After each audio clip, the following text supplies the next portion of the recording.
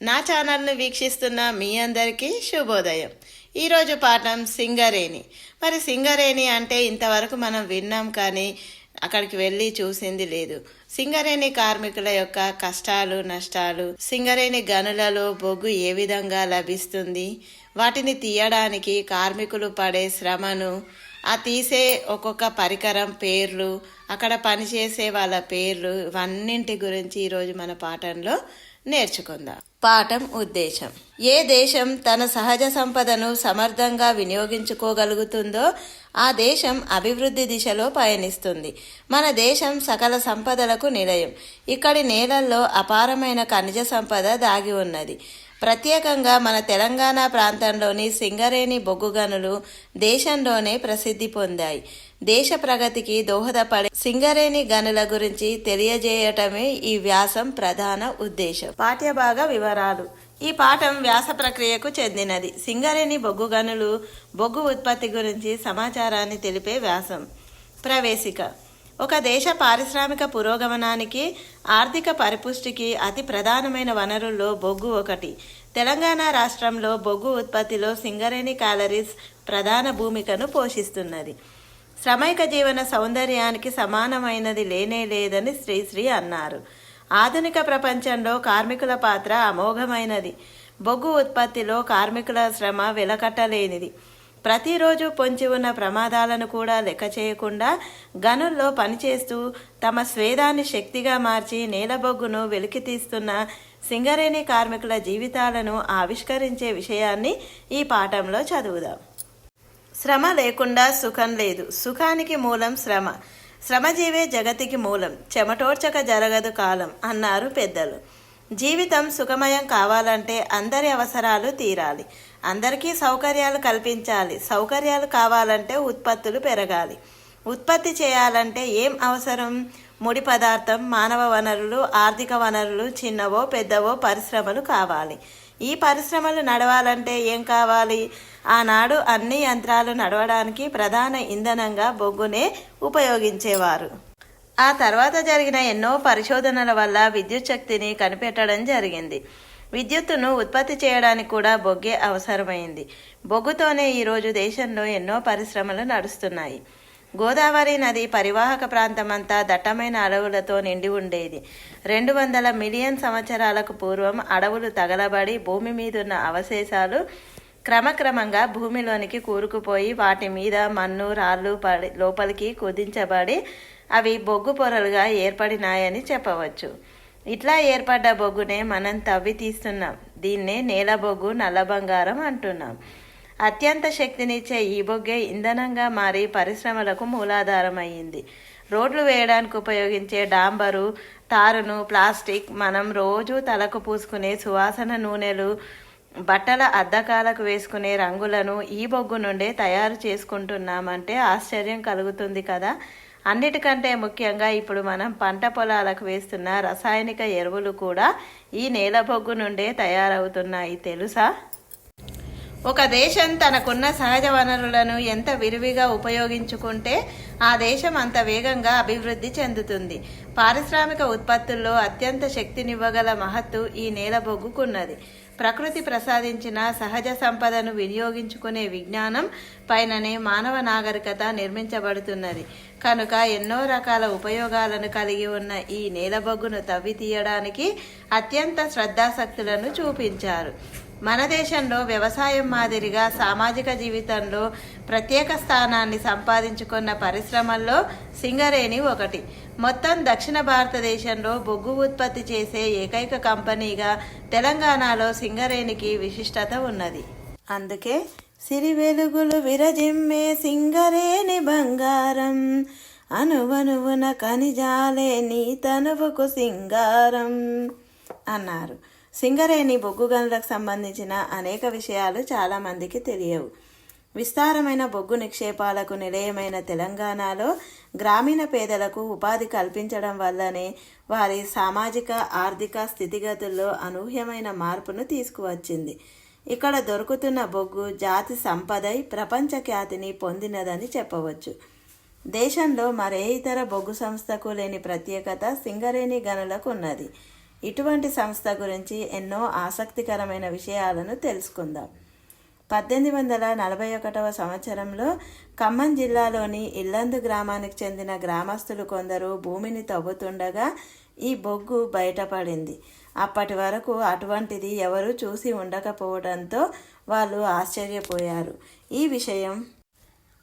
ఈ విషయం తెలుసుకున్న భారత ప్రభుత్వానికి చెందిన భూగర్భ పరిశోధన శాఖ ఇక్కడ పరిశోధనలు మొదలుపెట్టింది. కానీ ఆ బొగ్గు అంత శ్రేష్టమైనది కాదని బొగ్గు తవ్వకాలను చేపట్టలేదు. అప్పటి ప్రయత్నాల ఆధారంగా 1871లో డాక్టర్ కింగ్ అనే మరో భూగర్భ ఖనిజ పరిశోధకుడు ఇల్లందు గ్రామ పరిసరాల్లో శ్రేష్టమైన బొగ్గు ఉన్నట్లు గుర్తించాడు. అది భూమి లోపల 6 పొరల్లో నిక్షిప్తమై ఉన్నదని వెల్లడించాడు. 1886లో హైదరాబాద్ దక్కన్ కంపెనీ లిమిటెడ్ సంస్థ వాళ్ళు ఇల్లందులో మొదటి భూగర్భ గనిని ప్రారంభించారు. గనిలోని కింది బొగ్గు పొరకు కింగ్ సీమ్ అని, పై బొగ్గు పొరకు క్వీన్ సీమ్ అని పేరు పెట్టినారు.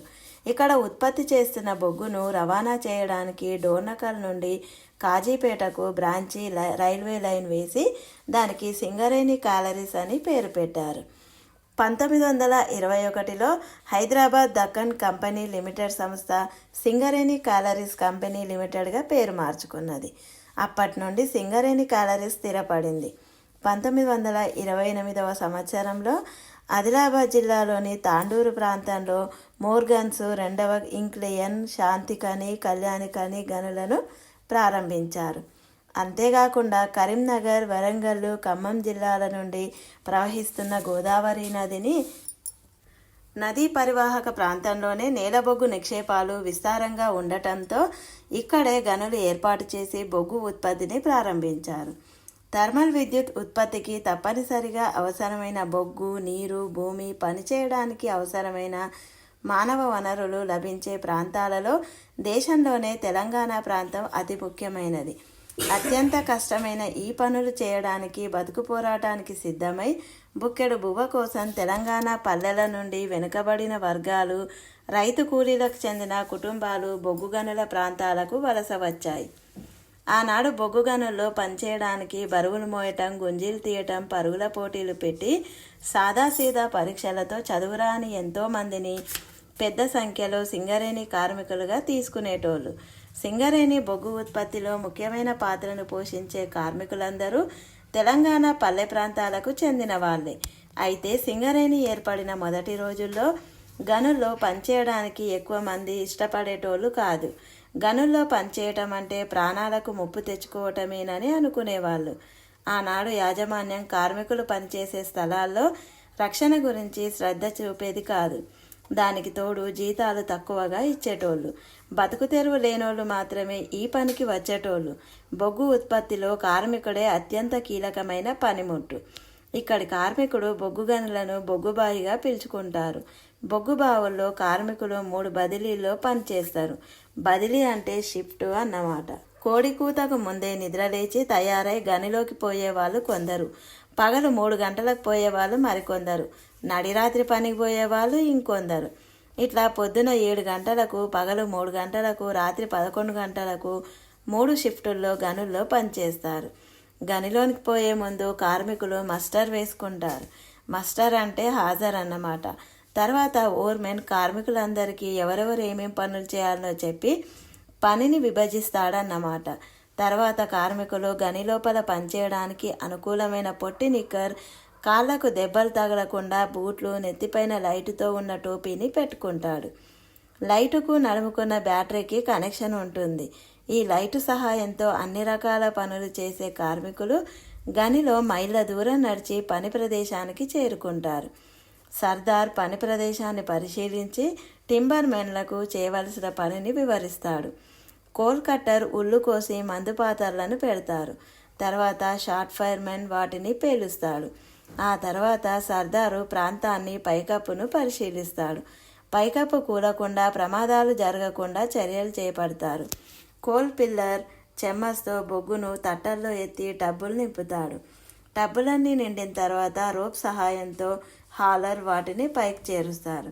ఇట్లా సేఫ్టీ అధికారి, under manager, surveyor, chairman, overman, సర్దార్, మొకద్దం, shot fire, coal cutter, timbermen, linemen, trammer, hauler, coal filler, general, మజ్దూరులు అందరూ కలిసికట్టుగా పనిచేస్తేనే బొగ్గును తవ్వి తీయడం సాధ్యమవుతుంది. అత్యంత కష్టమైన ఈ పనిని చేయడానికి కార్మికులు కాలినడకన మైళ్ళ దూరం నడుస్తారు. గాలి, వెలుతురు సరిగ్గా లేని చీకటిలో ఊపిరాడని స్థితిలో పనిచేయడం ఎంతో సాహసంతో కూడుకున్నది. సింగరేణి మనుగడకు మూలస్తంభమైన కార్మికులు బొగ్గు ఉత్పత్తికి ఎలాంటి పాటలు పడుతున్నారో ఒక సింగరేణి గని కార్మికుడు రాసిన ఈ పాటను ఒకసారి చూడండి. ఈ పాట మనకేడొస్తుందిరా? ఏ సీదీ బాదే బత్తి లగే బాజుక్ రహానా, ఏ 65 లెవెల్ 45 డీపు, ఏ సీదీ బాదే. దెబ్బ కొట్టిండు షార్ట్ ఫైర్ అన్న, తట్ట చెమ్మ సెత్తులు ఆడీసలన్న, ప్రాణాలు కాపాడే టింబరింగ్ అన్న, దాటు పెట్టన్న దిమ్మ కట్టన్న, టబ్బెనక టబ్బు పెట్టన్న ఓ ట్రామర్ అన్న, మెల్లంగా టబ్బు నింపన్న ఓ ఫిల్లర్ అన్న, సక్కంగా భర్తీ గుంజన్న ఓ హాలర్ అన్న అంటూ అడుగడుగున ప్రాణాలు అరచేతిలో పెట్టుకొని పనిచేస్తుంటారు కార్మికులు. బాధలు ఎన్నో భర్తీ నింపాము, సల్లంగా మా భర్తీ బ్యాంకు చేర్చన్నా అని కోరుకుంటారు. పని పూర్తి కాగానే అమ్మయ్య ఈరోజు గడిచింది అనుకుంటారు. రేయనక పగలనక గడియారం ముండవలే భూమి పొరల్లో పనిచేస్తున్న కార్మికులు శక్తికి మించి పనిచేస్తారు. వారి శ్రమ వెలకట్టలేనిది. ప్రాణాలను పణంగా పెట్టి రక్తమాంసాలు రంగరించి బొగ్గు కుప్పల్లో మసిబారుతూ పనిచేస్తున్న కార్మిక లోకానికి ఈ దేశం ఎంతో రుణపడి ఉన్నది. ఎన్నో కష్ట నష్టాలు కోర్చుకొని పనిచేసే కార్మికుల జీవితాలు మొదట్లో ఎంతో దుర్భరంగా ఉండేవి. వచ్చే జీతాలతో కడుపు నిండా తిండి దొరికేది కాదు. బొగ్గుతో కరెంటు ఉత్పత్తి చేసే కార్మికులు ఇళ్లల్లో వెలుగులు ఉండేవి కావు. గనుల్లో లోపల గాలి, వెలుతురు లేని కారణంగా ఊపిరితిత్తుల సమస్యలు తలెత్తడం, తరచూ అనారోగ్యం బారిన పడటం జరిగేది. ఎప్పుడు ఏ మూల కూలి పడుతుందో, ఏ ప్రమాదం ఎక్కడి నుంచి పొంచి ఉందో చెప్పలేని స్థితి ఉంటుంది. గనిలో ఏమాత్రం నిర్లక్ష్యం చేసినా ప్రాణాలకు ముప్పు తప్పదు. ప్రతి క్షణం కార్మికులు ప్రమాదాల అంచున నిలబడి మృత్యువుతో పోరాటం చేస్తుంటారు. మొక్కవోని ధైర్యంతో ఎన్నో ప్రయాసల కోర్చి కార్మికులు ఉత్పత్తి చేస్తున్న ఈ బొగ్గుతోనే పరిశ్రమలెన్నో నడుస్తున్నాయి. ఆరోగ్యం కోసం, జీతభత్యాల కోసం కార్మికులు దశాబ్దాల పాటు ఎన్నో పోరాటాలు చేయవలసి వచ్చింది. ఈ ఉద్యమాల ఫలితంగానే మెరుగైన జీతాలు, రక్షణ చర్యలు, కార్మికుల కుటుంబాల సంక్షేమానికి చర్యలు సాధ్యమైనాయి. అంతేకాకుండా సింగరేణి కార్మికులు రాజకీయంగా, సామాజికంగా ప్రత్యక్ష పరోక్ష ఉద్యమాల్లో పాల్గొని తెలంగాణ సాధనకు వారి వంతు సహకారాన్ని అందించారు. ఇక్కడ దొరుకుతున్న బొగ్గు ఎంతో శ్రేష్టమైనది. ఈ బొగ్గుతో భారతదేశంలోని పవర్ హౌజులు, సిమెంట్ కర్మాగారాలు, ఇనుము, ఉక్కు కర్మాగారాలు మొదలగు ఎన్నో పరిశ్రమలు నడుస్తుండటం మనం చూడవచ్చు. దీనికి ప్రస్తుతం రామగుండంలో నడుస్తున్న ఎన్టీపీసీని ఉదాహరణగా చెప్పవచ్చు. ఎన్నో వేల మందితో నడుస్తున్న సింగరేణి కాలరీస్ తెలంగాణకే తలమానికమని సగర్వంగా చాటి చెప్పవచ్చు. ఇన్ని అద్భుతాలను సృష్టిస్తున్న సింగరేణి కార్మికులు నల్ల బంగారమైన నేలబొగ్గును ఉత్పత్తి చేస్తూ తెలంగాణ అభివృద్ధికే కాక దేశాభివృద్ధికి కూడా తోడ్పడుతున్నారు. వెలుగులను విరజిమ్మే సింగరేణితో తెలంగాణ బంగారుమయం కావాలి. ఆర్థిక ప్రగతిని సాధించాలి. సిరుల మాగాణి అయిన సింగరేణి నూతన సంస్కరణలతో అభివృద్ధిని సాధించాలి. అందరూ సుఖంగా బతకాలి.